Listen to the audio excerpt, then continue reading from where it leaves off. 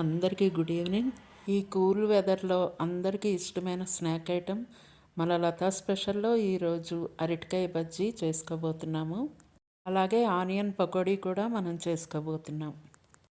అరటికాయ బజ్జీ ఆనియన్ స్టఫింగ్తో మరెందుకు ఆలస్యం, రండి మరి. దీనికోసం ముందుగా ఆయిల్ హీట్ అవుతుంది. అరటికాయలు ఇలా సన్నగా పొడవుగా కట్ చేసి ఉప్పు నీళ్ళల్లో వేసి పక్కన పెట్టేసుకుందాం. ఇప్పుడు ఒక బౌల్లో శనగపిండి తీసుకుందాం. అరటికాయ బజ్జీ గుల్ల రావడానికి కొంచెం కుకింగ్ సోడా, టేస్ట్ కోసం కొద్దిగా సాల్ట్, అలాగే కలర్ కోసం కొద్దిగా పసుపు. ఇప్పుడు బజ్జీ కారం కారంగా ఉండడానికి కొద్దిగా కారం, చివరిగా డైజెషన్ కోసం కొద్దిగా వాము కూడా వేసుకోవాలి. ఇప్పుడు ఒక పెద్ద బౌల్లోకి షిఫ్ట్ చేసేసుకుందాం. ఇప్పుడు వాటర్ పోసి కలిపేసుకుందాం. ఇప్పుడు వాటర్ పోసుకోవాలి. మరీ లూజ్గా కాకుండా థిక్గా కాకుండా కలుపుకోవాలి. వాటర్ ఒకేసారి వేసుకోకుండా కొద్ది కొద్దిగా వేసుకుంటూ కలుపుకోవాలి. వాటర్ ఒకేసారి పోసుకుంటే పలచగా అయిపోతుంది.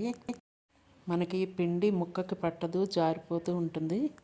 అందుకని చూసి వేసుకోవాలి. ఇలా ఉంటే సరిపోతుంది. ఇప్పుడు అరటికాయ ముక్కలన్నీ ఈ మిశ్రమంలో వేసేసుకుందాం. అరటికాయ ముక్కలు ఉప్పు నీళ్ళల్లో ఉంటే మనకు ఎంతసేపు అయినా వైట్గానే ఉంటాయి. ఇప్పుడు నూనె బాగా కాగిపోయింది. ఈ అరటికాయ పీసెస్ అన్నీ ఈ మిశ్రమంలో వేసేసుకుందాము. వాటర్ పడకుండా చూసుకోండి. ఇప్పుడు ఒక్కొక్కటి ముంచుకొని నూనెలో వదిలేసుకుందాం. మనం కుకింగ్ సోడా వేస్తాం కాబట్టి ఆయిల్లో వేయగానే చక్కగా పొంగుతాయి. చూడండి, వాము వేసాం కాబట్టి మనం శనగపిండి అయినా ధైర్యంగా తినేసేయచ్చు. డైజెషన్ అవ్వదేమో అని భయపడాల్సిన అవసరం లేదు. లో టు మీడియం ఫ్లేమ్లోనే మనం ఫ్రై చేసుకోవాలి. ఎందుకంటే లోపల అరటికాయ కూడా ఉడకాలి కదా. 2 సైడ్స్ కూడా చక్కగా వేగిన తర్వాత మనం ఒక ప్లేట్లోకి తీసేసుకుందాం. అరటికాయ రౌండ్గా కోసి స్లైసెస్ లాగైనా చేసుకోవచ్చు. కానీ ఆనియన్ స్టఫింగ్కి కన్వీనియంట్గా ఉంటుందని ఇలాగా పొడవుగా కోసుకుంటే బాగుంటుంది. మనం స్టఫింగ్ ఎక్కువ పెట్టుకోవచ్చు. హై ఫ్లేమ్లో అస్సలు పెట్టకండి, ఎందుకంటే కలర్ డార్క్ అయిపోయి చూడ్డానికి కూడా బజ్జీలు బాగుండవు. ఇలా మిగిలిన పిండి ఏమన్నా వేస్ట్ ఏమో అనుకుని కంగారు పడద్దు.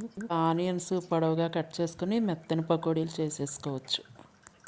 అవసరమైతే కొద్దిగా వాటర్ కూడా పోసుకోవచ్చు, కానీ ఇలా ఉంటే సరిపోతుంది మెత్తని పకోడీలకి. ఇప్పుడు ఇవి కూడా మనం వేసేసుకుందాం.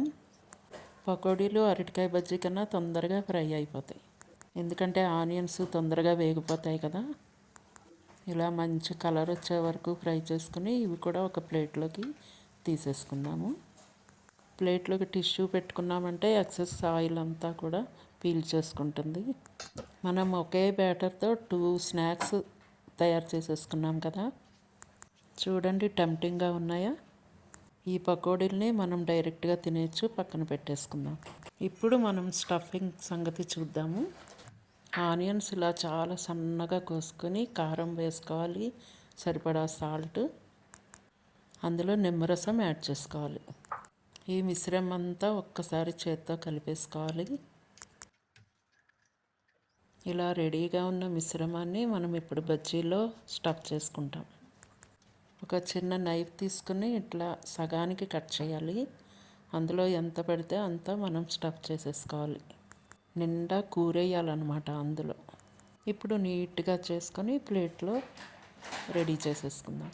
మర్చిపోయానండి, ఇందులో వేయించిన వేరుశనగపప్పులు వేసినా కూడా చాలా బాగుంటుంది ఈ ఉల్లిపాయల మిశ్రమంలో. కష్టం అనుకోవద్దు, చాలా ఈజీగానే చేసేసుకోవచ్చు. ఇలా అన్నీ చేసుకుని ప్లేట్లో అరేంజ్ చేసేసుకుందాము. ఇప్పుడు గార్నిష్ కోసం కొద్దిగా కొత్తిమీర చల్లుకుని చక్కగా తినేసేయచ్చు అనమాట. తినడానికి రెడీ అయిపోయినాయి స్టఫింగ్ అరటికాయ బజ్జీలు. ఈ రెసిపీ తెలియని వారి కోసం మాత్రమే. నచ్చితే మీరు కూడా ట్రై చేయండి. ఇంకా మరెన్నో రెసిపీస్ కోసం లతా స్పెషల్ ఛానల్ని వాచ్ చేస్తూ ఉండండి. అరటికాయ బజ్జీలు బయట కొంటే పొంగవు, ఇంట్లో చేసుకుంటే చక్కగా పొంగి బాగుంటాయి. ఈ రెసిపీ నచ్చితే మీ ఫ్రెండ్స్కి, రిలేటివ్స్కి కూడా షేర్ చేయండి మీకు ఇష్టమైతే. Thank you for watching.